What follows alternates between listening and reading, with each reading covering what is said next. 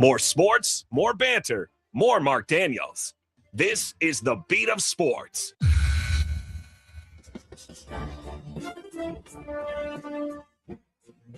Happy Wednesday and welcome to the Beat of Sports. I'm Marc Daniels. Chris Vasquez occupies the other studio. And welcome to the program. Happy midweek. Happy mid-July. How you doing, Chris? I'm good, Mark. How are you? I'm fine, thank you. Off we go. A lot of stuff we got to get to today in the program. It'll be a busy show. Thanks again to folks at Elixir.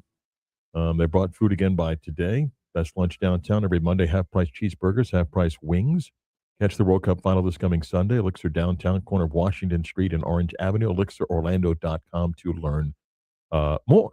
So we thank the folks at Elixir coming by and dropping stuff off. Can't wait to eat. Hungry. Yeah. Man's got to eat. I grilled boneless pork chops last night. Man, those were good. Sounds good. What else did you A have? little bit of a drizzle going on outside. And Grayson, the outdoor cat, was a little bit confused, like, why am I standing in the rain? And he kind of had that weird look and so forth. Just a good old-fashioned bed of mashed potatoes with the pork chop on top of the potatoes and pour some brown gravy on it. Nice. Straight up American meal. Nice. So, yeah. Throw it back with a bourbon? No. It would be water with iced tea drops in it. That was the extent of it. And then 3 cups of watermelon for dessert. That was the night. Yeah. Very nice. I see you got your bourbon with you today. Also known as water with iced tea drops. One drinks that much bourbon in 2 hours. Needs a room with a few other people that discuss a problem they have. You know? And I got locked in to watch the All-Star game last night. And I'm an old school guy, but it's fine. I thought, like, the way they introduced the players, they came out, were like signing like a Declaration of Independence, and in Philadelphia was a lineup card and everything. Cody Bellinger gets a ground ball base hit in the first inning, and he's the MVP because his hit scored 2 runs.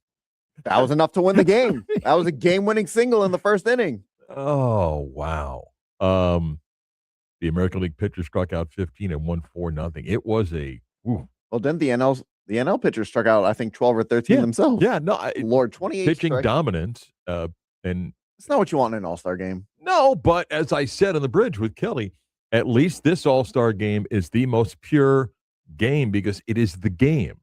And even though the starters are out, it is still the basic concept of the game in the 7th, 8th, and 9th inning. Pitchers still pitch real, not not a soft toss underarm, right?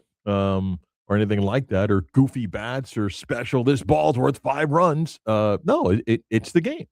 It just wasn't a great game, but it ended up being great weather in Philadelphia, and the crowd looked great until they left in the 7th, 8th, and 9th inning. But yeah, do you think one year, and I know the answer to this, but it seems like a fun question to ask, MLB would entertain the idea of doing MLB All-Stars, just one team, against, say, the Savannah Bananas? Never. And by the way, I'm a pro Savannah Banana guy. What they've done, and that guy behind it is a marketing genius. I thought you were going to go U.S. versus international. My answer is that's called the World Baseball Classic. Oh, I took it a different route. Yeah, no, 0 chance. Never? None. No sort of exhibition game ever? None. Zero. Quietly, Major League Baseball, I wouldn't say looks down, but says that's not us, what they do. And again, it's a credit to what they've done. They're putting 80,000 people in football stadiums. But I think you see that. You got to see if you can form some kind of partnership, no? The Savannah Bananas don't need it. They're filling 80,000 seat stadiums. What does he need it? He just rolled out, 5 other teams that they play? No. I mean, they're in a good spot. Major League Baseball's in a good spot. They just can't screw some things up like a work stoppage and not figuring out the 28 Olympics and stuff like that. But, yeah. J.C. Carnahan, our good friend, many years at the Sentinel, now with the Orlando Business Journal, had the news yesterday. The Orlando Dreamers are coming back for tourist development tax money, as anybody that tried in the past, because that is up again, and there's a record amount of money that Orange County is going to hand out. And until the state changes the law about what he can do with TDT money to put it towards infrastructure of roads and schools and things like that, it goes towards things that are tourism connected. UCF's coming back. The convention center's coming back. Visit Florida's coming back. And the Dreamers are coming back. JC will explain what their effort is and the latest. We'll get to him. Keith Smith's in Las Vegas with the Summer League continuing. We'll chat with him. Evan Weston, a little bit later, as the second World Cup semifinal happens today. We'll talk about today's match, and the state of where soccer is coming out of this World Cup. Whit Watson previews the Open Championship, which begins tomorrow. So a busy day begins now with everybody's favorite segment. It's almost like an unwritten rule that when you become a father, you become king of the bad dad jokes. What is Forrest Gump's password? One Forrest one. Are you ready to laugh? We know at least one person is. Here's CV's dad joke of the day. Oh, that's so great. Man, I look pretty ripped on the stream. I got to tell you, man. Lifting the last couple days. You are looking pretty dapper today, I will say. Medium shirt, but man, I look pretty ripped. Didn't realize, man. Look at that. Yeah. All right, go ahead. I'm sorry. Mark. Sorry, what? What did the ancient Romans use? Oh. Wow. What did the what? Wow. Go ahead. What did the ancient Romans use to cut their pizza? I don't know, Chris. What did the ancient Romans use to cut their pizza? Little Caesars. Little Scissors.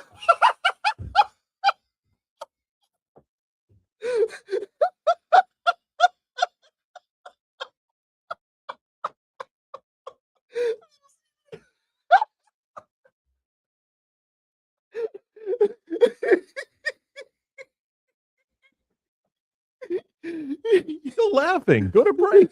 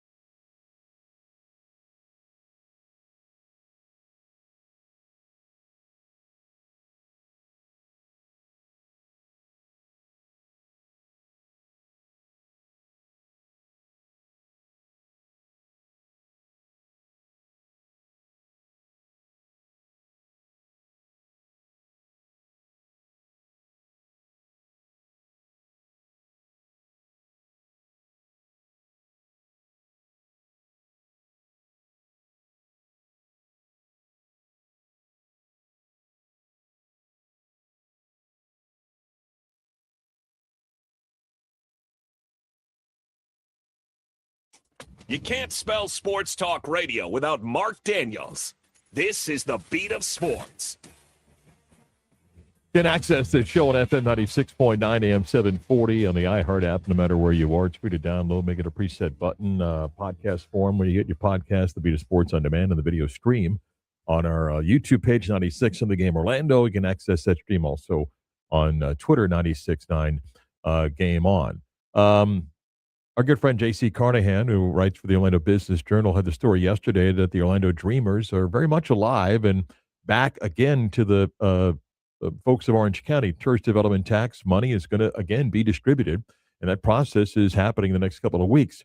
And they plan on seeking $975 million towards building a stadium for what they believe will host either an expansion team or a team that will relocate to Orlando. JC's kind of join us and talk a little bit more about it. Good morning, sir. How are you?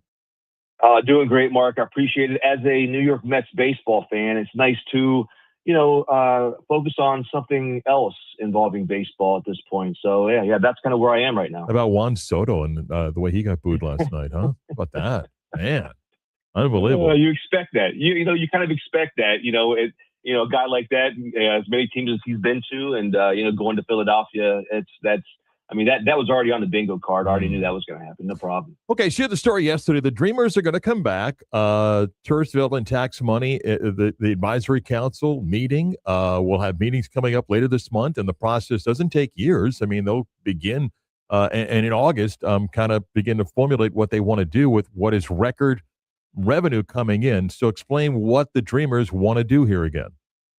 Yeah, look, 3 years ago, they gave this, they threw the hat in the ring.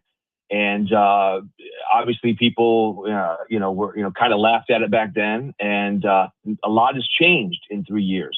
Orlando Dreamers have an office downtown. They got a 3-year lease on office space downtown. When this comes up again, I was told that, to be taken seriously, we've got to continue to play our part and see this whole thing play out. So to speak, to go ahead and ask for the $975 million again. A lot of competition, obviously, for this money, as we saw back in 2023. But the idea is to continue to stay in the conversation when it comes to trying to get either an expansion team or the relocation of an existing baseball team to come to Orlando. So that's basically what I'm hearing. I talked to Jim Schnorf yesterday, to put that story together.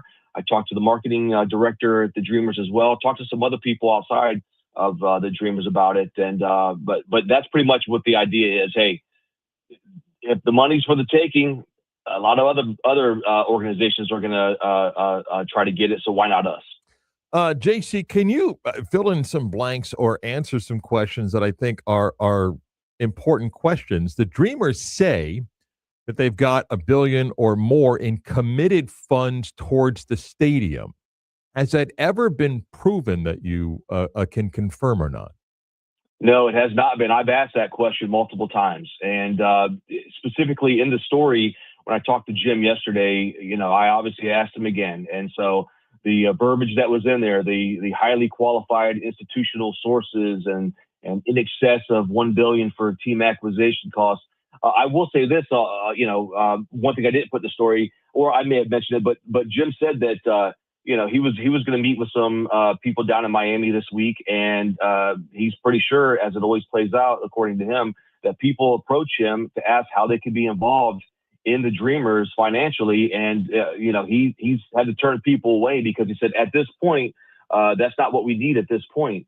So it sounds like that there's more money that's available. And I think it's one of those things where what's different from 3 years ago, the Dreamers being out in the community more, being more present in different places has maybe caught the attention of people who have some deep pockets who say, hey, I've got some money that I can throw around. Let me try to be a part of this.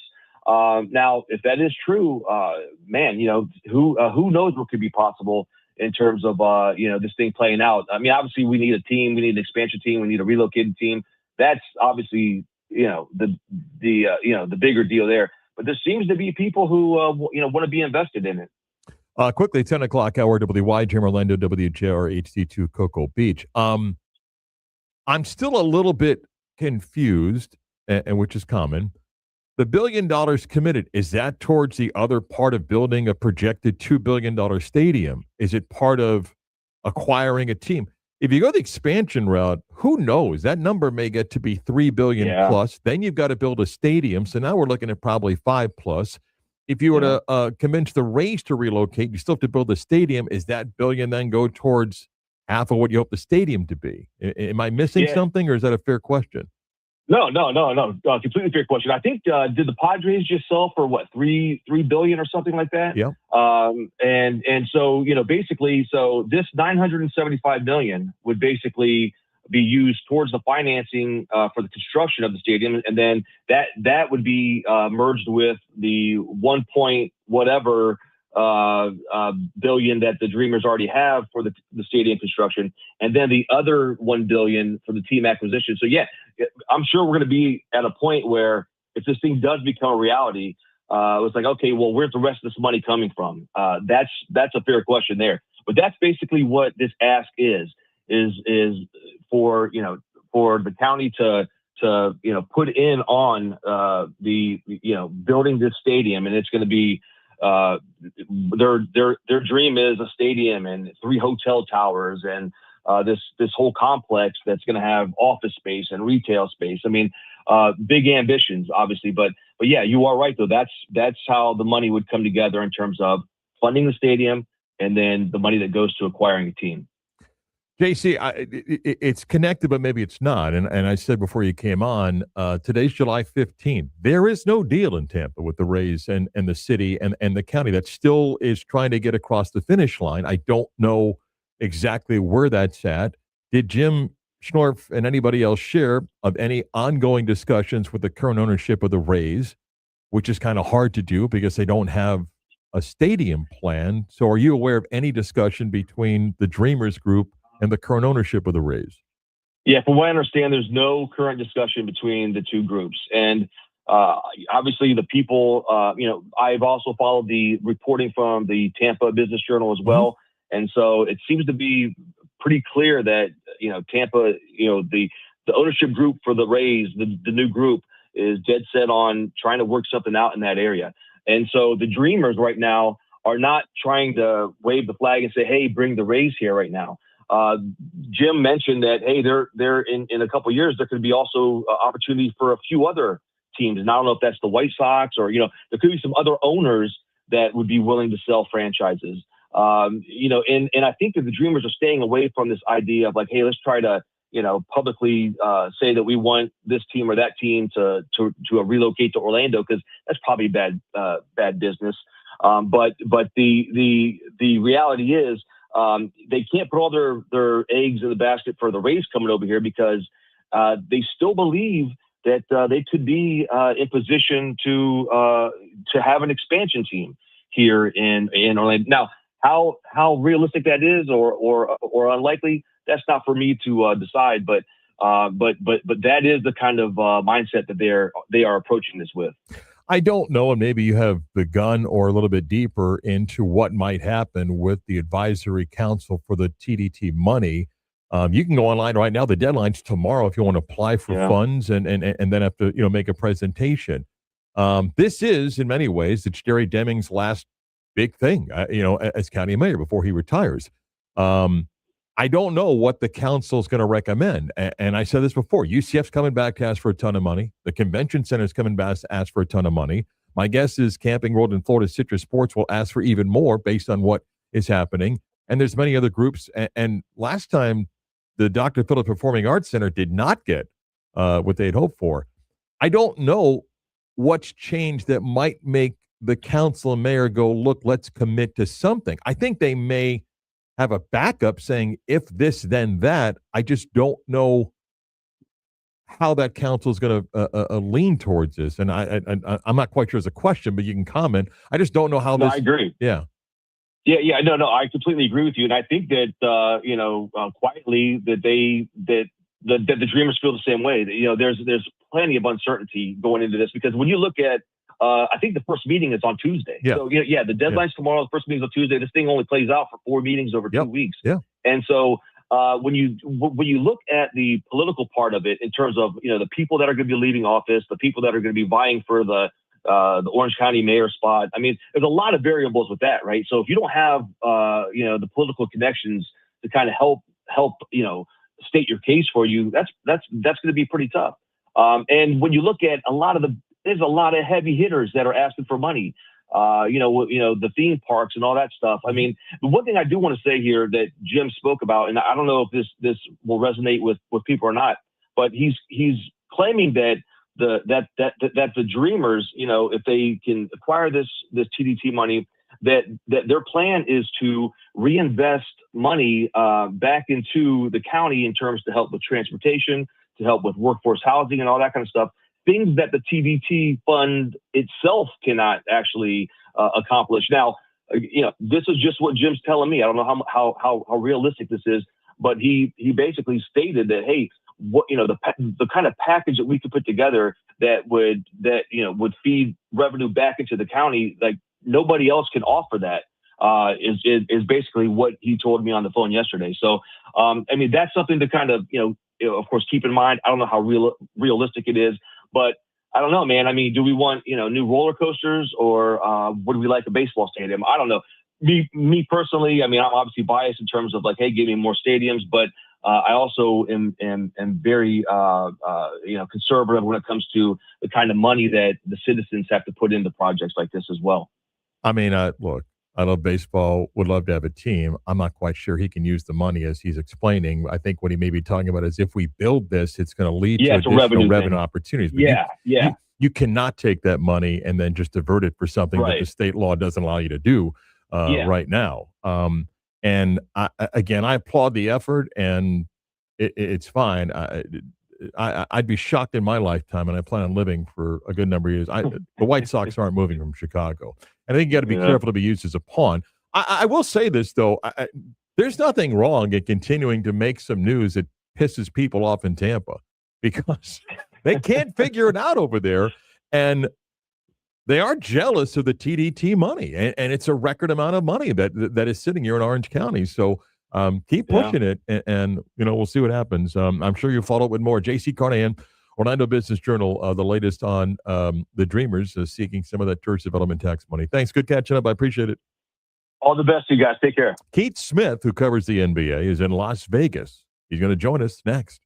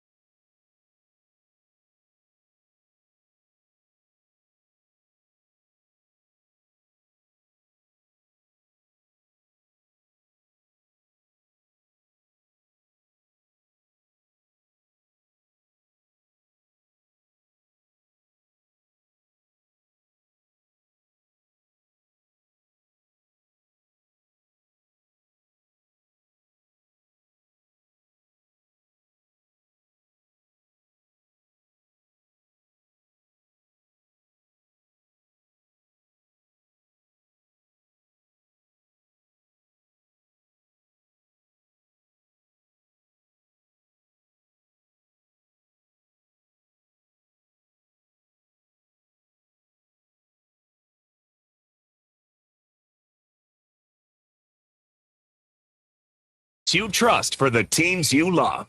You're listening to Marc Daniels and the Beat of Sports. Back in this Wednesday edition of the Beat of Sports, Marc Daniels. Chris Vasquez is over there. We may pivot here. Keith is covering the NBA Summer League in Vegas. 7:18 in the morning there, so maybe Keith's sleeping in a little bit late. Don't know if we're going to get Keith on today or not because of that time change, and he's been busy out there. Chris, I want to touch on something to pivot to college football for a second. ACC Media Days are underway in Charlotte.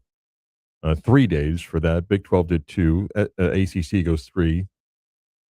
I think the Big 10's 2 days, and then the SEC is 4 days next week. All right. Today at ACC Media Days, it's FSU, Miami, NC State, Stanford, and Virginia. And Jim Phillips, the commissioner of the ACC, like all these, he kicks off with a little press conference, tells you that the league is in great shape and all that stuff. But I want to focus on 2 schools that are going to be part of the first day of the meetings in Charlotte. And I'm going to ask a question and take you back a couple years ago. Ready? Yeah. In 2023, Florida State had what type of year? They were coming off the 13-1. No, that was the 13-1. Okay, 13-1 season. Yeah. Okay, so before the Orange Bowl game that we're going to throw out, okay, that year, where's Florida State's program at? That year, they're about top of the mountain. They're right there, riding high. I mean, everybody agrees if Jordan Travis doesn't get hurt, Florida State is in the playoffs. Don't know if they win, but they're going to make the playoffs. Yes. They're having a dominant season at 13-0. And the year prior, they'd won 10 games. So in a 2-year stretch before the bowl loss, Florida State is 23-3. Okay? Mike Norvell has fixed it. The program's back. Recruiting's great. The buzz is there. The brand is as high as it's been in a while. Okay? In 2023, the University of Miami is 7-6. They're 7-6. There's questions about Mario Cristobal. Tyler Van Dyke has gotten exposed to be a quarterback that isn't very good. Emory Williams is now playing games for Miami because the Canes have hit a rough patch. And Cristobal's first year is 5-7. His second year is 7-6. And Miami is 12-13 in that stretch that FSU is 23-3. What is the state of Miami's program at the end of the 23 season? It's not good. Panic. It's a pinstripe bowl lost on a cold, miserable holiday day. And it is, where's Mario going here?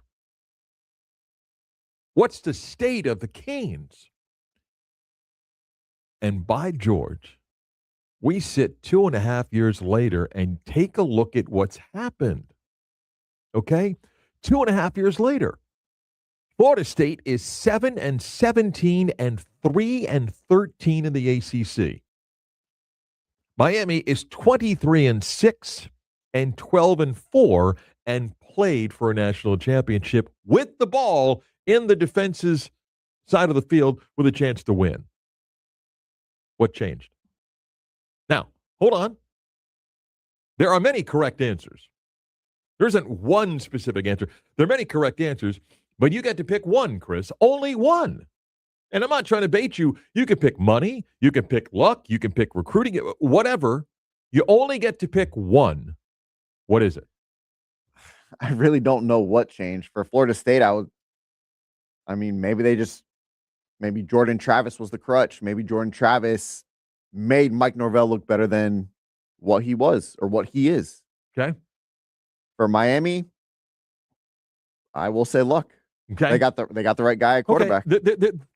Right guys. There is no wrong answer. It's an opinion. But let me take you down a couple of paths here. Money, and last week Brendan Sonnone was on, our good friend who covers the Seminoles for 24/7. And what was one of the things in the lengthy piece that he wrote about? It wasn't just, is everybody on the same page in the athletic department? It was money. Hey, are we committing the dollars that everybody else is that's at the elite level? And he said in his reporting, the answer was no. Now, you can commit to do that, but you got to go do it, okay? That may be one factor. Did you miss on recruits? Hey, Mike Norvell had high recruiting classes, portal classes, and a lot of guys didn't pan out.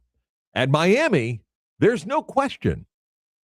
The infusion of dollars instead of the buying out of Mario Cristobal's contract is a massive factor. The Canes went from middle of the pack, middling in the ACC, to we're going all in, and the money people at Miami put massive dollars in. Hey, how much is Cam Ward?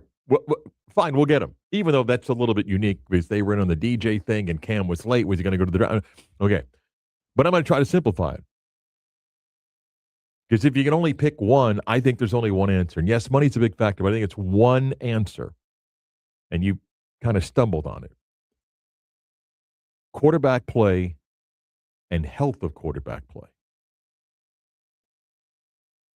The last 2 years of the University of Miami, Cam Ward, even though he was dinged up towards the end of the season, played every game, took every significant snap for Miami. Whatever you think of Carson Beck, he took every snap for the University of Miami last year. Now, Cristobal recruited, brought in really good linemen, and that's a big factor. Defensive line, you saw the draft pick. Quarterback play. Okay? Florida State, after going 13-1 and Jordan Travis moves on, DJ Uiagalelei, Brock Glenn, yeah, Chris has put his head in his hand, Luke Kromenhoek were the quarterbacks in 2024. Florida State that year threw 11 touchdowns and 13 interceptions. Okay? Right? I mean, we're still dancing here, right? Sadly. What's that? Sadly. Sadly? Yeah.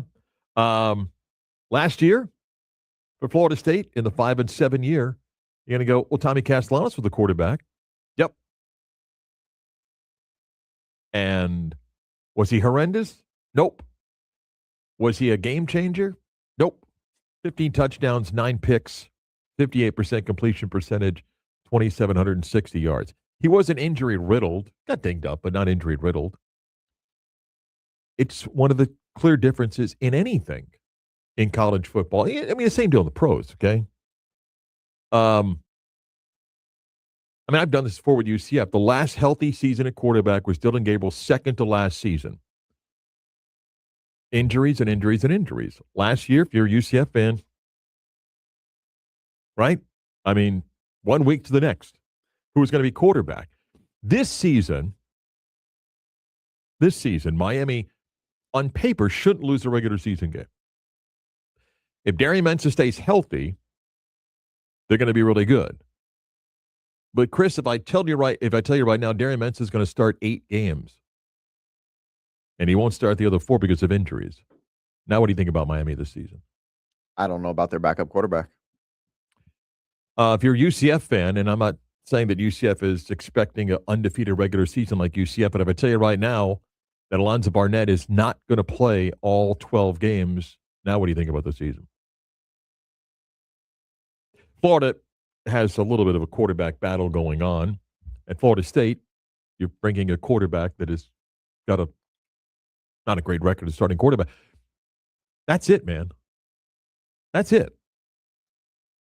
You can go dig the numbers, okay, of teams that have played deep into the playoff, which used to be 4 and only 1 year of 12, and played for championship, and go try to find the teams that did it with multiple quarterbacks. Right? I mean, like take Fernando Mendoza out, even though not this year, but the year before, he missed a game. Taven Jackson, of all people, played that game. Does Indiana have the season they have? No. Dante Moore goes out at Oregon? Whatever he was at the beginning of the year, but at the end of the year with Arch Manning? Right? I mean, Julian's saying, you just do this all day, man. It's health. You got to keep a quarterback healthy. whether you're contending for a national championship like Miami believes with the money that they've invested in Darian Mensah, or even UCF with what they have invested in Alonzo Barnett, that you got to keep him healthy. If you don't, take Florida. Whatever you think of DJ Lagway, again, look at the health. Dude wasn't healthy at all last year.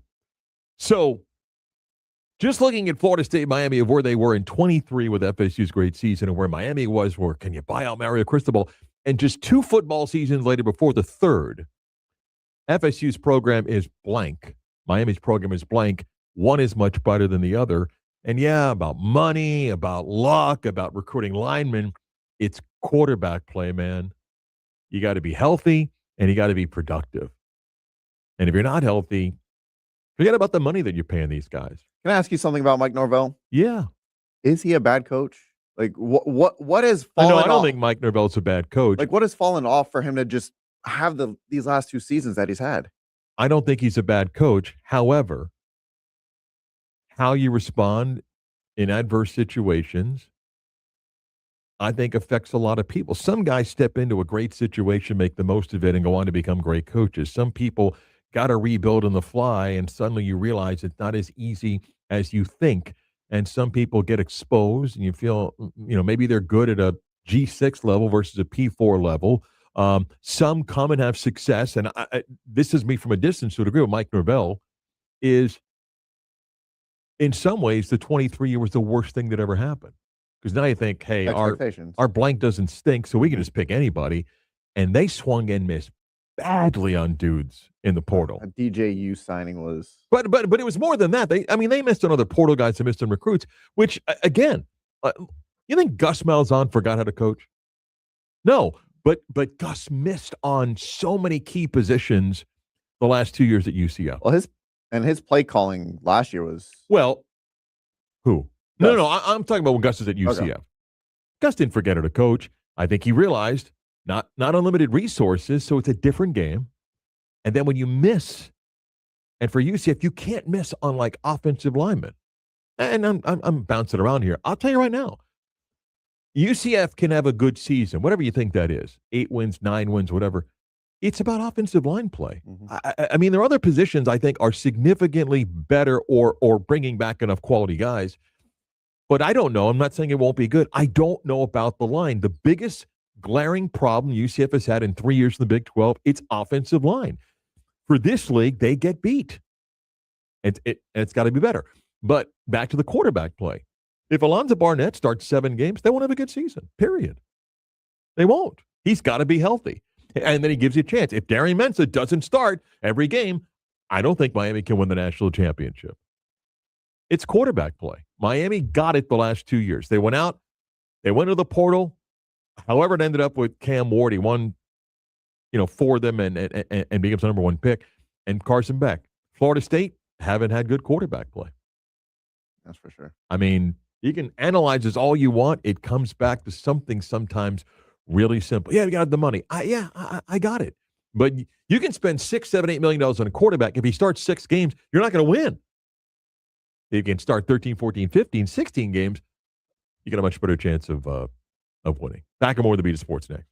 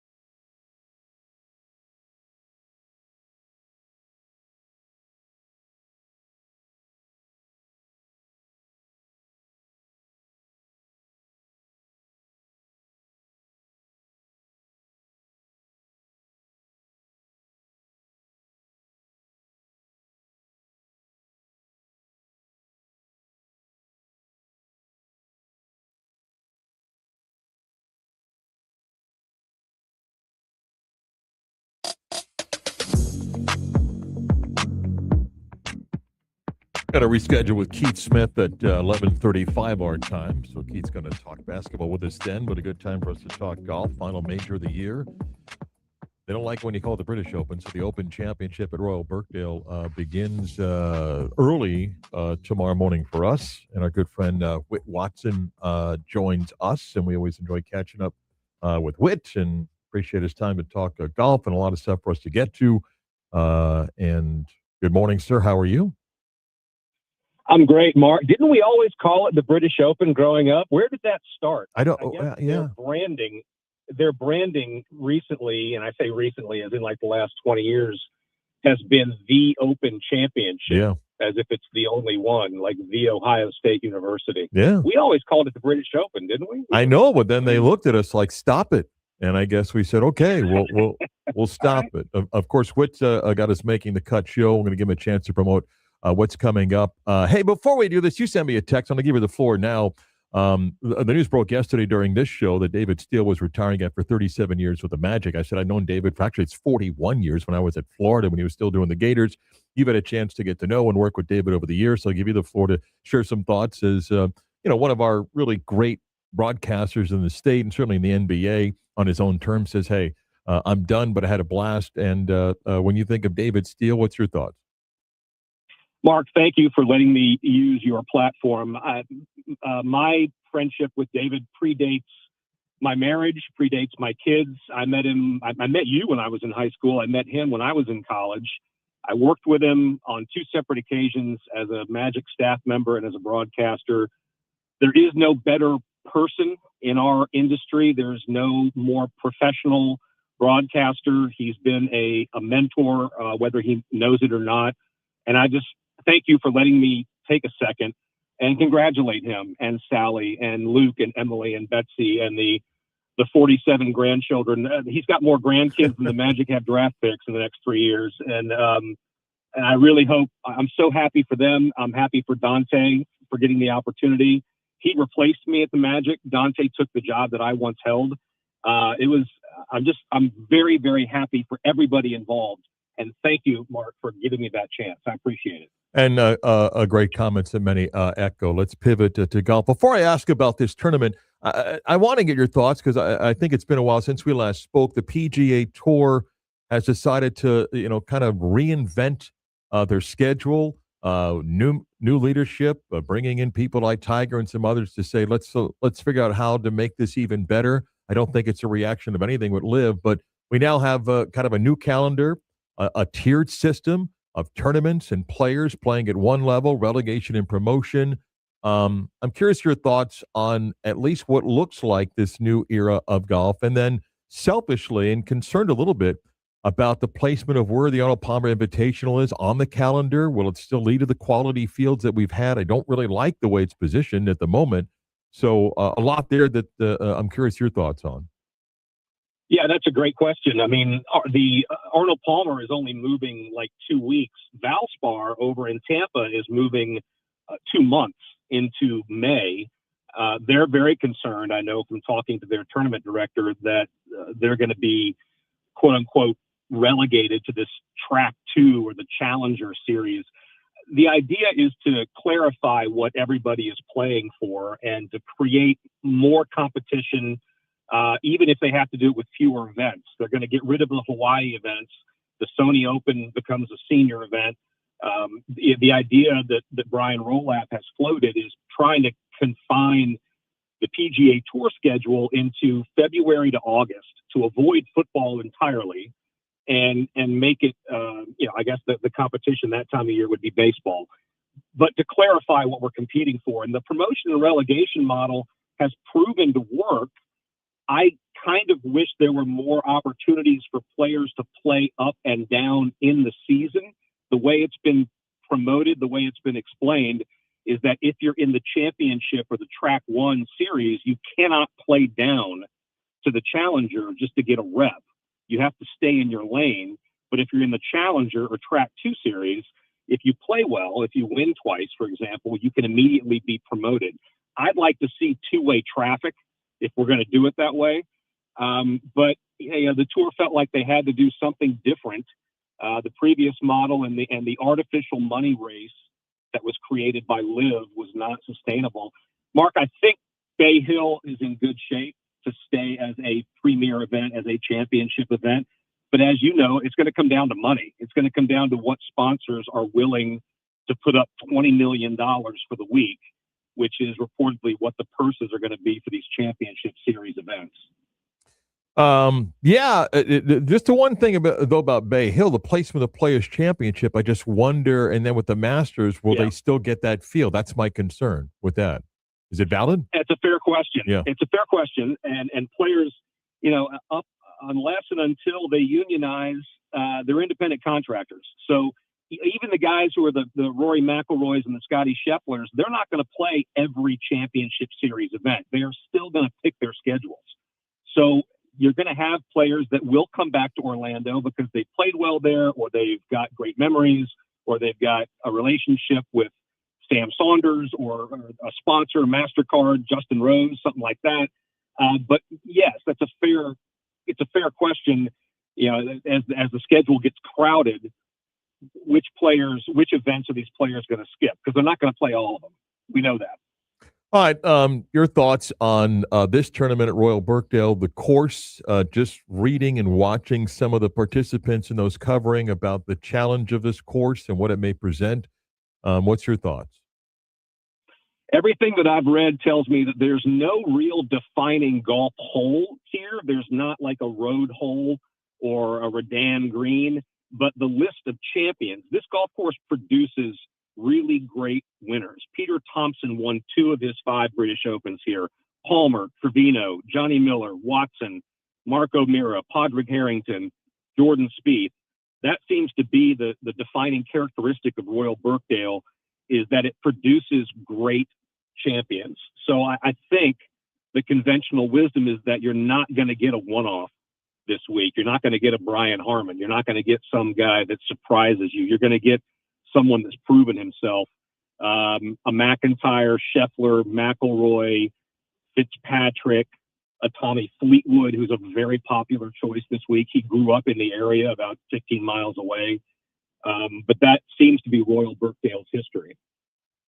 Based on the last couple of weeks, I don't know if you say, well, here are guys playing so well, because it's been an interesting few weeks since the U.S. Open, which was an interesting tournament itself. I got a kick because Scotty missed the cut. We're like, there's something wrong here. And yet I don't know if he was just working on stuff, and it's not like he played horrendous. So are there a couple of guys you're like, boy, they're playing really, really well, or just guys that you feel, hey, this course is conducive to them? The one name that jumps up a lot, Mark, is Colin Morikawa, who had a top 20 finish at the U.S. Open. He was solo third at the Travelers, which is not a terribly hard golf course, but it is a signature event. He had back issues earlier this year. That apparently is behind him. He and his wife just had a kid. And apparently, that's, people are saying he's grounded, he's maturing. He is the 2021 Open champion. He does have a British Open on his resume. That's definitely a name that pops up. And then Fleetwood, who you could argue is the best player never to have won a major. He's played 44 of them now, and still has never won a major championship. But he is the reigning FedEx Cup champion, and we all know how much that matters to us, Mark. Right. But he's another guy that his name jumps out quite a bit. I did see the story. Maybe you read this as well. There is a scenario here, and we may learn in the next, let me do some quick math here, 6 hours, that England playing in a World Cup final, and the Open folks have said, we're not adjusting our schedule, which would make for some pretty interesting decisions for fans. And my guess is soccer would win out, or as they would say, football would win out, but the potential of England playing in a World Cup final with the final round of the Open Championship. It's a 3:00 start on Sunday, correct? At the Meadowlands at New York, New Jersey Stadium. That would be a tough decision given the fact that, the light over there, the final round of the Open Championship might not be decided until 9 or 10 o'clock local time in the UK on Sunday. There's going to have to be some pretty serious decision making. I feel like if England gets to the World Cup final, Don't you think that's going to take precedence over the Open Championship? I would the think. Open takes place every year. Yeah. I would think. I want to finish up with this, and I'm curious your thoughts. The new era golf fan, much was made, about Shinnecock and how the fans won either A, because they finished up late on Saturday. It was awkward watching leaders play holes that had almost nobody in the stands, and went a little bit earlier on Sunday, and then the rowdiness of fans. What have you noticed, and are we just seeing a different type of fan, whether that is a younger fan that has a different approach of how they go to golf tournaments and the presence of corporate tents and alcohol and things like that? What have you noticed regarding fan behavior that either A, we accept because this is the group paying the ticket to go, or, hey, we need a little bit more decorum here? I don't know that we accept it. I think that we live in an era where people don't fear repercussions. There's no accountability. They spend their life online insulting people that they've never met before and kind of build this callousness where they figure they can do it in person, and they're utterly shocked when they get thrown out of a golf tournament for saying what they would have typed online. The booze has a lot to do with it. I think a lot of tournaments, they on one side decry the behavior, but on the other side, they look at how many tickets Phoenix sells every year, Mark, and go, God, I wish I could get that many people through my gates this week. And, the Waste Management Phoenix Open has become known for this behavior. It's become their signature. And not that it's good or bad, but it makes them a lot of money. Mm-hmm. And I think some of the tournaments that need that ticket sale aspect are trying to look the other way. The British Open, the RNA did issue a standard of conduct. They put out a statement saying, this is what we expect. And if you don't follow these protocols during the tournament, you'll be escorted off the premises, which I've never heard of for an Open Championship. But it kind of gives you an idea, to your point, to your question of where things have gone. This goes through phases, and who knows, we may end up with a great leaderboard this weekend. Where's golf at right now with enough star power? I mean, the play's never been better, as it is in every sport, because the advance of science and players where they keep themselves in shape. And we look at, some of these golfers that are robotic, and I don't mean DeChambeau, because I think he's got a personality just to start winning. But where are we at with a group of personalities and faces for this game right now? I think that there's a lot more attention on the game right now because of Live. Mm-hmm. That's one thing. If they wanted to disrupt, they did that. The two-track plan, all the changes with the scheduling, places a lot of eyeballs on the PGA Tour. The younger crowd, of upcoming players, there are some that are natural media personalities, and there are some that are not. And the guy that's number one in the world right now, Scotty Scheffler, is a guy that does not enjoy doing ads. He does not enjoy doing corporate gigs. He's not someone that seeks the spotlight, but he's relentlessly reliable. And, I do. The game always needs personalities. You always need a good guy like a Gary Woodland, like a Colin Morikawa, a McIlroy. But I think the game right now, from a recreational standpoint, participation's never been higher. Equipment sellers are making money hand over fist. The game is very healthy. It's just, the eyeballs on how, for example, at the pro level, Live and the PGA Tour get resolved. That's TBD. But I think the game is in a really good spot right now. Whit Watson, host of Making the Cut. What do you want to promote? Tell me what you got. We've got my good friend, my fellow Golf Channel and ESPN refugee, Chris Datras, is going to jump on and co-host with me this Saturday morning at 9 a.m. as we will have live scoring updates, obviously, during the Open Championship. First tee time, I think it's 4:30 a.m. on Thursday morning. And we're going to hear from the leaders. We will we'll hear from players about the golf course and kind of take you live through the hour as you enjoy your Saturday morning watching the Open Championship. Please listen and support Whit and the great work that he does. Making the Cut appears here in Orlando, also in Jacksonville. Find him on X or Twitter at Real Whit Watson. Get the link to all of his coverage. Thanks for doing this. I appreciate it. You got it, Mark. Talk to you soon. Whit Watson, a little insight to the British Open, and they get pissed off when you say that. Huh? Well, don't say it. I mean, we call ours the U.S. Open. Their argument is because the tournament's not always in Britain. That's why. Oh, there you go. Hey, that's a you problem. I don't know. All right. Evan Weston's going to talk a little World Cup and soccer with us. Keith Smith rescheduled. He's going to be with us by 11:35. All coming up. But first, here's a World Cup update. The update brought to you by Fitter's Green Irish Pub, as well as Carlsberg Beer and Jameson Irish Whiskey. Not the most exciting semifinal, unless, of course, you're a Spain fan. They beat France 2-0. A controversial call led to the penalty kick that gave Spain their first goal. And then they added a second. And if you know anything about the style for Spain, even at 1-0, they're the best at just doing what they got to do to protect the 1-0 lead. When they made it 2-0, game over. Not a great exit. Kylian Mbappe even criticized the way he played yesterday in France, who was the favorite going in, loses to Spain 2-0. Second semifinal today. I think we get a good one. Argentina and England. I think England's a better squad. Argentina's got Messi, and therefore, anything can happen. That starts at 3 o'clock today in Atlanta. The winner of today will take on Spain in the World Cup final coming up on Sunday. World Cup update brought to you by Fitter's Green Irish Pub, also by Jameson Irish Whiskey and Carlsberg Beer.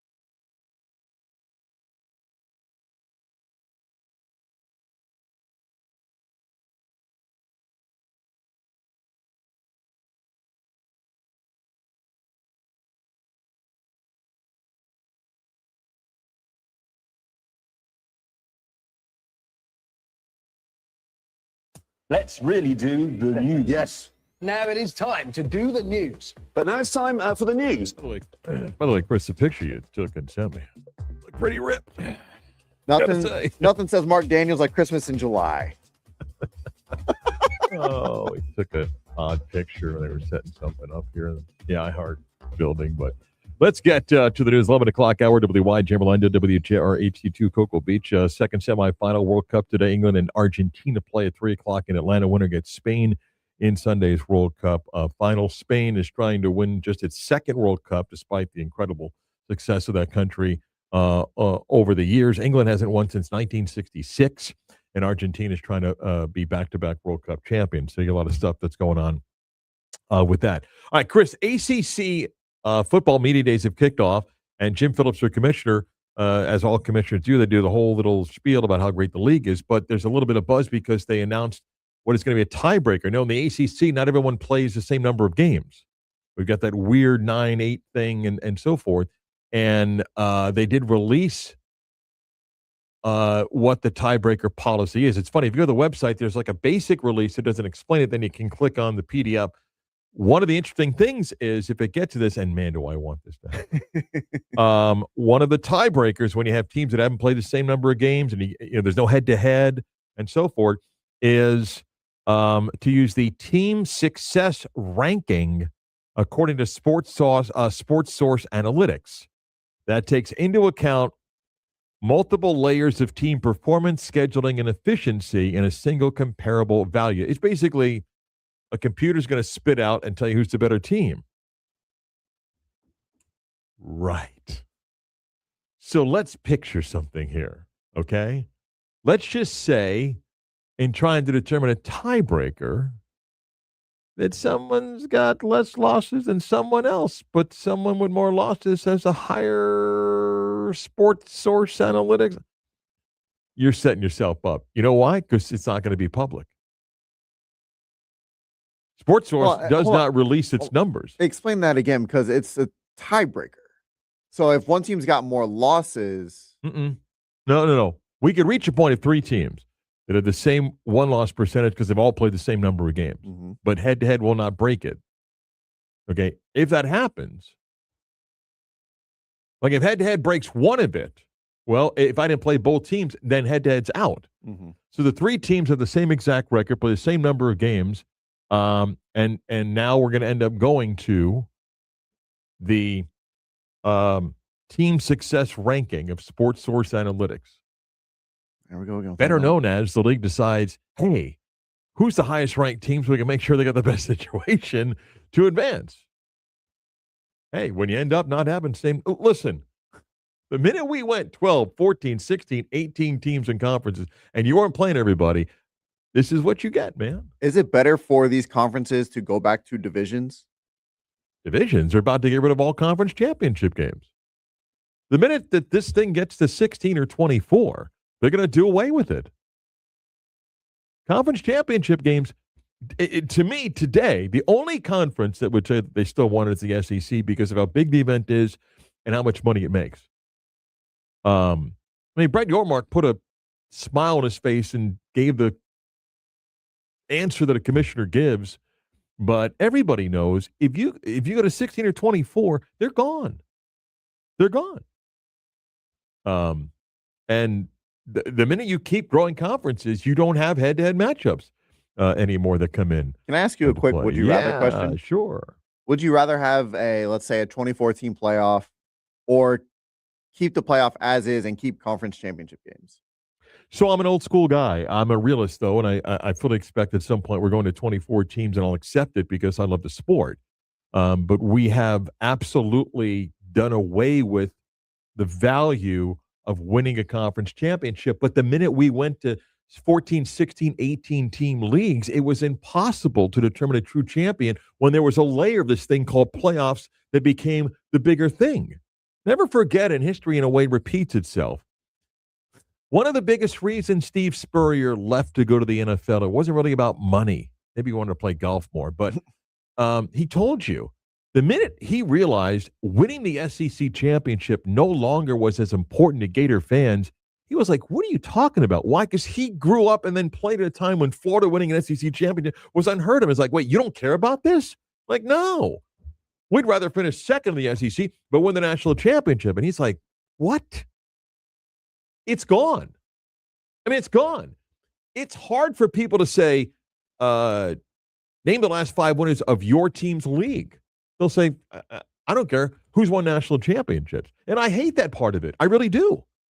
And now that we've done away with divisions and we go, hey, we just want the 2 best teams in the championship game to increase our playoff odds. And now we're like, hey, we don't even need the championship game.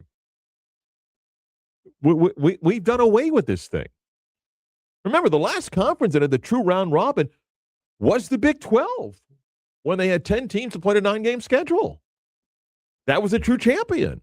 Now, that's why I want the Cavs. I want 5 teams that have 1 loss. Yeah. Let it be just crazy. All-star game last night. The American League won 4-0. And Cody Bellinger, a well-deserved MVP. Hit a ground ball base hit in the first that brought home 2 runs and went 1 for 3 and was named MVP. Just, Our all-star rosters too big? No, I don't care. You should have allowed people to vote. Who's the MVP? American League pitching. Yeah. Bellinger got the MVP for hitting a ground ball base hit.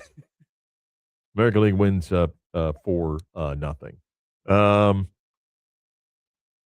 What else? Oh, Chris loves this. Novak Djokovic has a documentary coming on. Why not? Chris hates all these documentaries. And that's what's happening. I mean, yeah. A guy like Djokovic, I don't mind, but we did the documentary on the Dodgers Yankees World Series like immediately after it ended. Watch that. The Djokovic one's probably pretty good. The problem is they turn these out so fast that I don't even know, how deep you go into this stuff. But he's an interesting dude. Again, went from villain to now adored by fans, as most stars like that are. Keith Smith going to be with us about 25 minutes from Vegas to talk basketball. There's the second World Cup semifinal today. Evan Weston, some thoughts on the Cup and where soccer is going now that the World Cup leaves us next.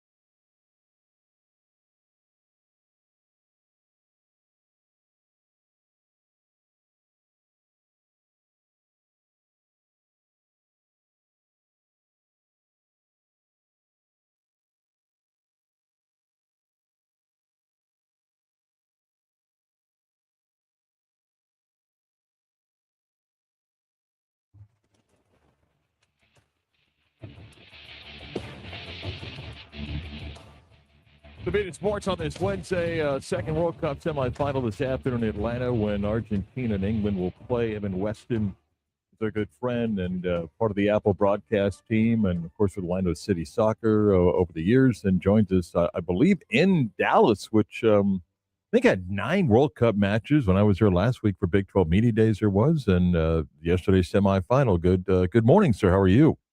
Morning, Mark. Yep, from Dallas, Texas, and I'll be in Chicago tomorrow for the return of MLS. About that. I want to ask you first about yesterday's match and get your thoughts on the controversial call. I don't like the red card. We'll get to why I think France played poorly and your thoughts. I just think it's a natural play. I don't think there's intent, and I'll give you the floor. What did you think about the card? Look, it's been interesting the way the refereeing has gone in general, where in the group stage, it was all very hands-off, and the games were very free-flowing, and no one seemed to have any complaints. And then in the knockout rounds, it's gotten much tighter, and VAR has jumped in with much more frequency. And I'm not entirely sure I understand why it changed or why it's gone in this direction when things were going so well early on. In general, there seems to be a real groundswell from this tournament towards getting away from VAR having such a big hand in the game. And I have always sort of been inclined against instant replay. In general, I don't like when sports fans become armchair lawyers. I don't like when you can't celebrate because you're not sure if your goal counts or if your receiver came down with the ball or if your guy, had his foot on the line when he hit the big game-winning 3. I'd rather just allow that element of human error in the game, and it seems like VAR has become intrusive enough, and the refereeing, the referees are there to make this behind them, and I'd rather get back to that, and it does seem that there's been quite a bit of a move towards that from this World Cup. The Premier League has toyed around with getting rid of VAR in the past. I know Wolverhampton Wanderers proposed it a couple of years ago. Unfortunately, they're no longer in the Premier League. Right. They got relegated. But I think that's sort of my general take on these sorts of things. I will say intent does not matter in these calls. Right. That is in the rule book. If you come through somebody in a way that can be considered dangerous or violent, you are going to get called for it, regardless of whether or not you were trying to. You really need to make a play on the ball. So that is something to consider. But in general, I'm with you. I don't like the way that things have been kind of over litigated in the knockout stage. What you make of yesterday's match unfolded criticism of France's style. Mbappe even had some critics. The way Spain plays is, even 1-0 is difficult because they can just smother you. And then when they made it 2-0. So what'd you take of the styles yesterday? Yeah, I thought Spain approached the game very smartly. I thought they dropped Pedri, who is the young superstar midfielder from Barcelona. He didn't start the game. He is a whiz on the ball. But they went with guys that gave you a little bit more steel, and they went out there and just pressed France to death. And it didn't really look like France was prepared for that. I think they thought Spain would want to get on the ball and, play a little bit more free-flowing. And instead, Spain the smothered was the perfect word. They just suffocated them. And the French did not really have a counterpunch, which surprised me. And it was clear to me that they missed a little bit of the steel that they had when they won 8 years ago, and even when they got back to the final 4 years ago. And that steel was provided in large part by N'Golo Kante in midfield, who is now aged out. But also, interestingly enough, the guy they really missed for me was Antoine Griezmann, who has just come to Orlando City. When they won in 2018, they had Mbappe leading their attack with do what they did because Griezmann was running his butt off all over the place as a ball-winning number 10 to win balls, play the defensive dirty work that these guys don't necessarily want to or are not adept at doing. And Spain had that from Dani Olmo, their number 10. They had it from Fabian Ruiz, who I thought was excellent. Their center backs were very good, Laporte and Pau Cubarsí, who is amazingly just 19 years old. And then their best players did what they had to do up top, and France was missing that piece. I actually thought Mbappe played fairly well for a team that did not play well overall. I thought he was their lone real threat on the day. And I think we started to hold him to an impossible standard. When you get compared to Messi, you're never going to live up to it. It just is what it is. He's a phenomenal player. He's probably the best player in the world today, but it wasn't their day. And I thought Spain, from a tactical and personnel perspective, did a brilliant job. I think England's been better, but there is Messi on the other side. Give me a quick thought on today's match. Yeah, England's really been good from, and this has been a criticism of them over the years under Gareth Southgate, is that they've been soft. They've been unprepared for the moment. They have panicked in big spots, and this team has shown a ton of moxie. They go out into Mexico City at the Azteca, an incredibly difficult environment to play in, at altitude, heckling fans. It's loud. It's intimidating, and they showed a ton of grit to go out there and win that game. Jude Bellingham has been inspiring. He may be outside of Mbappe and Messi, the single best player at this tournament. I think if England wins, he's going to win. Harry Kane is one of the best strikers in the world. Thomas Tuchel had some criticism for some of their execution in the way that they played from a technical perspective in the quarterfinal against Norway, but you could not question their heart. And I think that grit is going to serve them well in this game. Thing is, though, you can be as good as you want, you can have as much heart as you want, and you look over on the other side, and there's Michael Jordan, and there's Tom Brady, and it's just a terrifying thing to go up against Messi. And we've seen it time and time again. I have not sensed that this Argentina team has a whole lot of want. They have won everything. They've won the last World Cup, the last two Copa Americas. This generation has done it all. They're on top of the world, and I have not seen this team really display the ruthlessness that they've had in previous tournaments, except for Messi, who has this insatiable desire to win that you only see from the very, very most elite athletes in any discipline. And he has continually dragged them from the abyss time and time again in this tournament by just conjuring magic. And if I'm looking at this game, I don't want to pick against the team that has Michael Jordan. That's just sort of the way it boils down to for me. If England pull it off, they're probably better man for man. If they pull it off, it wouldn't surprise me. But until Messi is out, you don't bet against him. Even at age 39, he is proving that he is simply one of the greatest today, and certainly the greatest of all time. I'm not sure it's even really a conversation at this point. Two final ones, and we'll let Evan Weston go. I don't know what the fallout is going to be of how this ended for the U.S. I don't know if Pochettino continues in the position. But the U.S. team will begin to take a little bit of a different shape. I don't know if Christian Pulisic will be back in 4 years. If he is, I don't think he's the face of the team. The criticism is fair because the numbers of the great players in the World Cup speak for themselves. So where's the U.S. team now moving forward, and what's going to be hard to keep the fan interest for an event next year in the Gold Cup that they won't understand? So where do you see the U.S. Moving forward now? Yeah, it's a real challenge that the Gold Cup and CONCACAF in general is just not for high level. And it's something where I would expect that tournament to actually feature quite a few young players and guys that are coming up.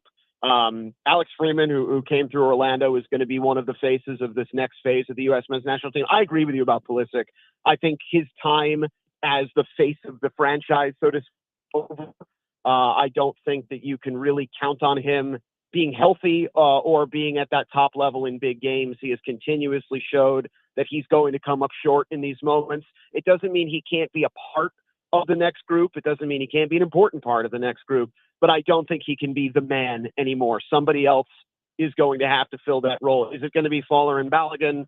Is it going to be someone we're not talking about right now? We have time to answer that question. It is important that the United States is in the Copa America in 2 years because that tournament does have some pedigree and some cachet. Now, they can't crash out in the group stage again like they did last time, but that is probably the next thing to circle on the calendar for the United States. Fortunately, we have the Women's World Cup next summer. Greatly looking forward to that, where the United States are going to be amongst the favorites, and the men's team can really take some time. I would not expect, this is just me speculating, I have no inside information, I would not expect Pochettino to continue what he was brought in to do. I would like to see them hire a domestic coach. BJ Callahan with Nashville SC has been with the national team before. He's done a phenomenal job with Nashville. They are arguably the best team in MLS. He would be somebody to look at. There are other guys in Major League Soccer, Americans in Europe, that I would look at to lead the side going forward. Somebody that can really, make this their job for the next 4 years. But I think it's difficult to say whether this was a failure or not. They had done so well and then played so poorly in the big spot.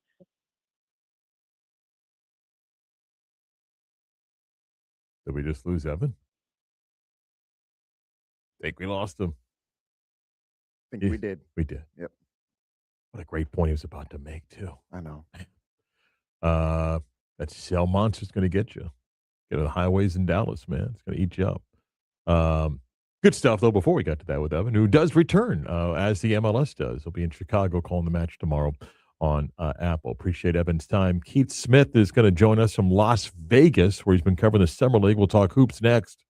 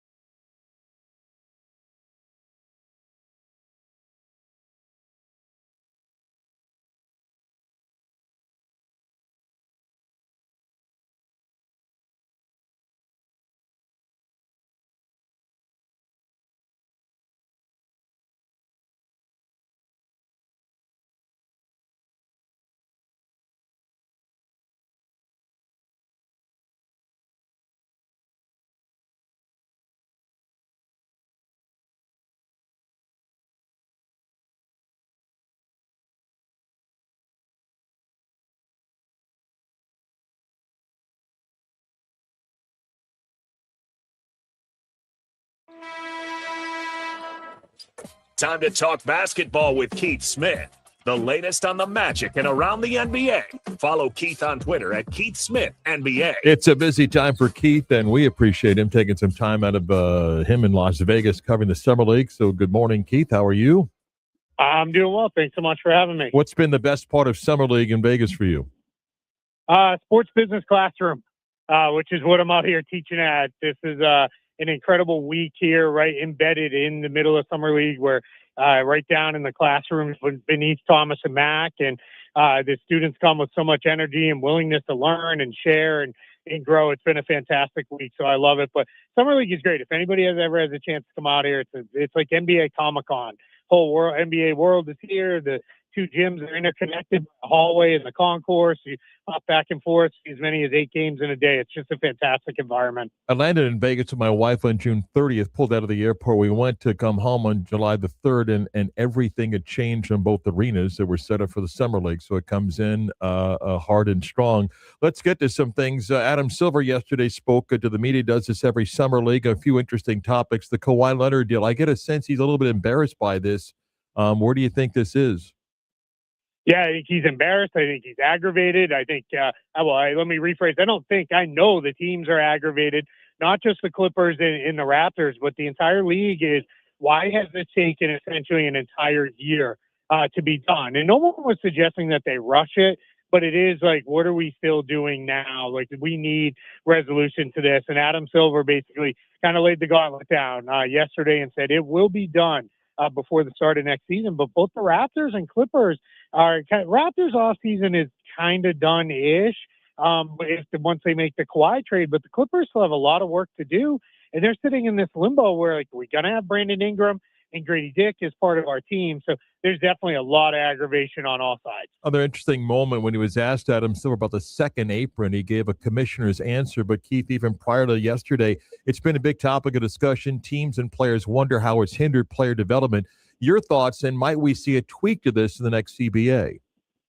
Yeah, I'll answer the last part first. I'm going to say yes. I think we are definitely going to see some tweaks to the second apron. I think we're going to see some things that make it just a little less restrictive for teams and in the way they do business. And you saw the NBPA fired back David Kelly, he's one of their directors over there. He fired back with, like, second apron is essentially, I'm paraphrasing, but it's a hard cap, and like teams won't go past it. You heard James Dolan say the other day, like, we're not going into second apron to re-sign Mitchell Robinson. It's just not something we can do.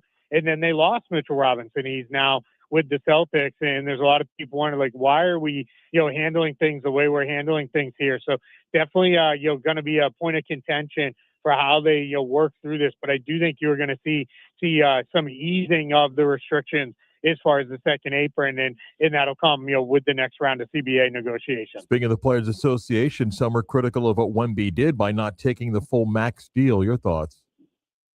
Yeah, it's tough because on one hand you want to say, why are players giving multi-billionaire ownership groups these discounts? Like why are we doing this? But in Wemby's case, the conversation that was had here was basically said, like, what can I buy with $250 million that I would need $300 million for?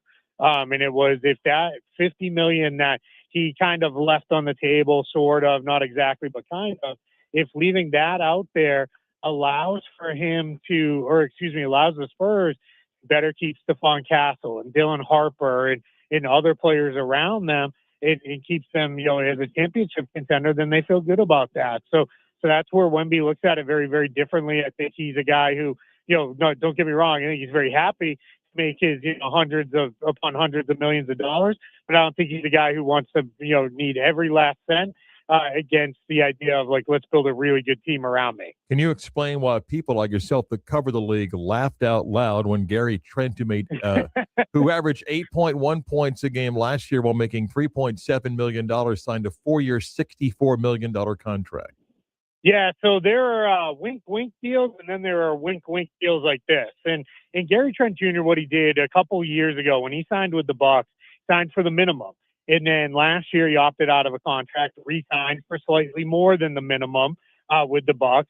And then this one has been kind of the worst kept secret of Milwaukee's going to take care of him on the backside. Now, here's the real inside baseball here. As you're walking around the concourse and you're meeting with various folks from teams, the start of each conversation has been, that's tampering, that's cap circumvention, they pre-agreed to a deal, it's not okay. And by the end of your 5, 10, 15-minute conversation, every single team I've spoken with has come around to, but if they want Gary Trent Jr. for $16 million, let them have him.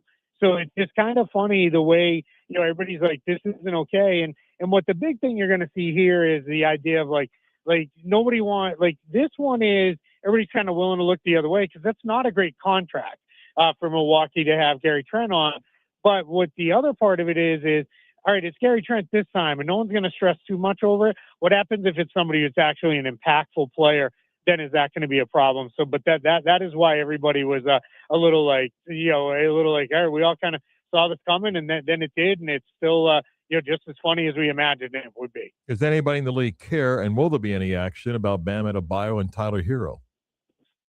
Yeah, it's funny. The couple people from the league we're looking at it. We're investigating. Clearly, they don't want, players getting in fights with each other and in any kind of, spot. And this was at a practice, at a gym, in a gym where, they just happen to be there at the same time. And, it's funny as someone who has a, decent sized social media following and that comes with my fair square of, our fair share of trolls.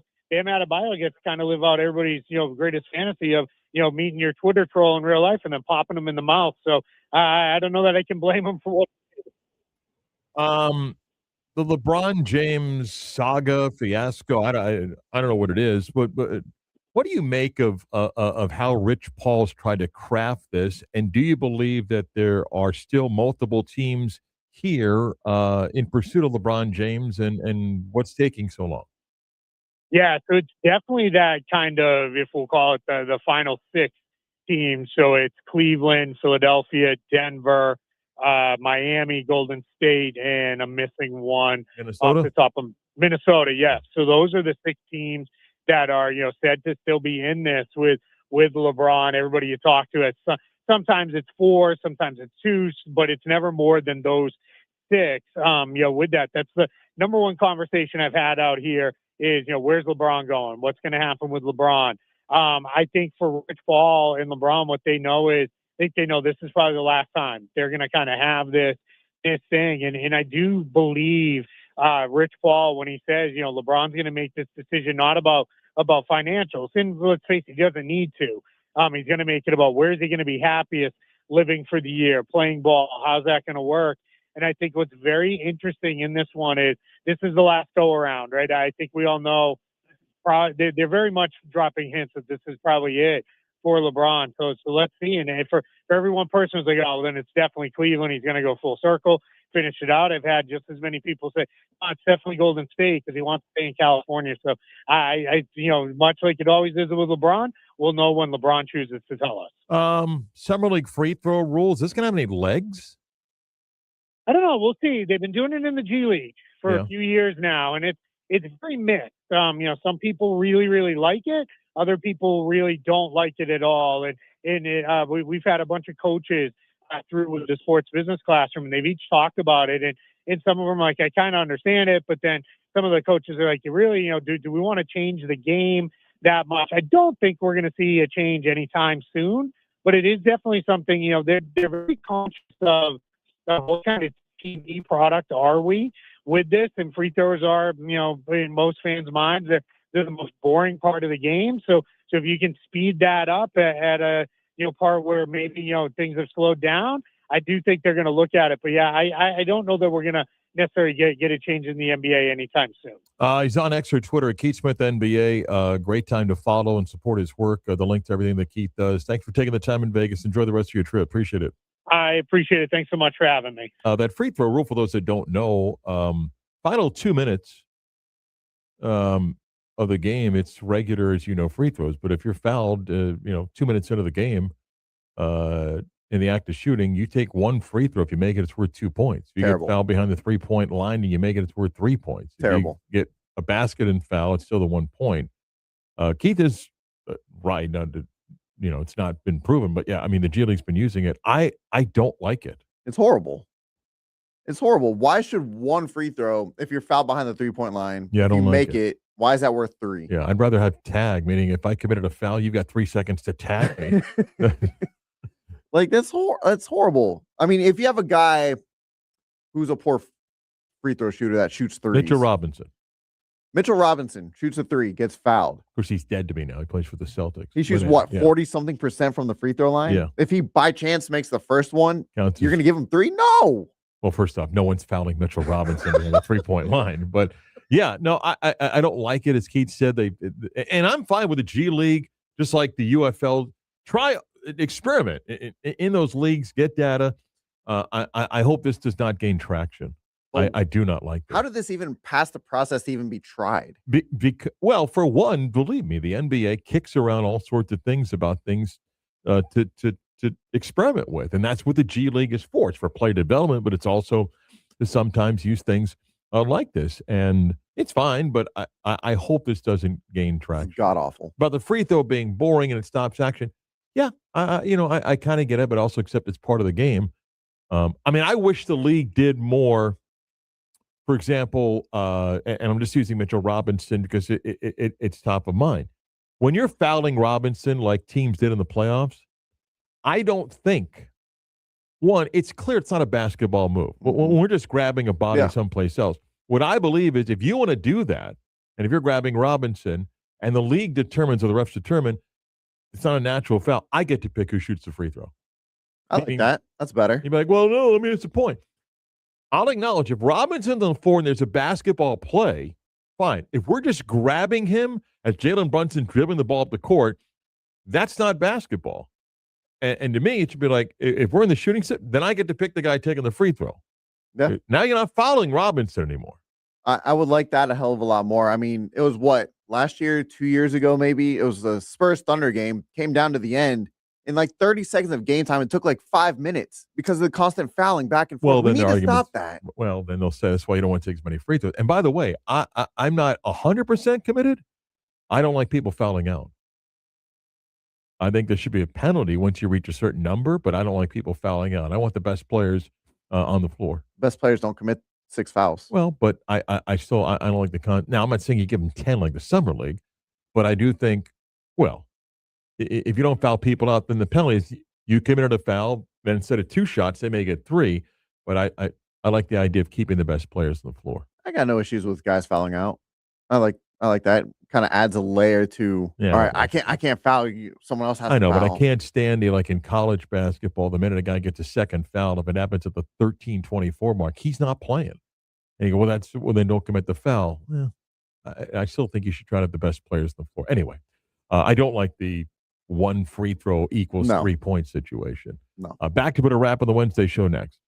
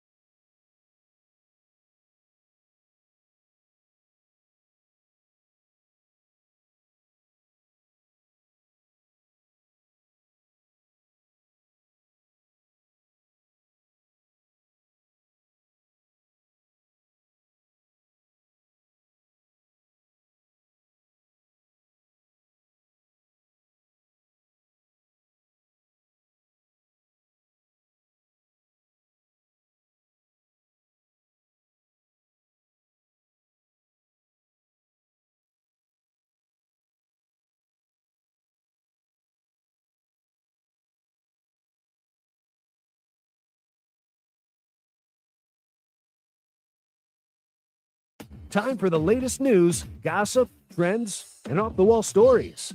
Trends. That's the craziest thing I ever heard. Tickets for today's semifinal did drop as it did yesterday in Dallas, just as you get closer to the match and get in for under 1,000. Wow. Yeah. Affordable. You want to go? No. ACC Commissioner Jim Phillips says 24 is a perfect number for the college football playoff. I want you to go back and take a look at what he said 4 years ago about the extended playoff. He said there was no reason to expand beyond 4. Time flies when you're having fun. Yeah. Miss any of today's program, go where you get your favorite podcast. Time with the Beat of Sports on demand for the entire show. The Beat of Sports for segments of the show. You can watch the video stream back on our YouTube page at 96 The Game Orlando. Click on the logo on the live button. You can watch the show back there. Chris, have a great day. You as well, Mark. Chris produced. I'm Marc Daniels. We're coming back tomorrow for a Thursday edition of the Beat of Sports.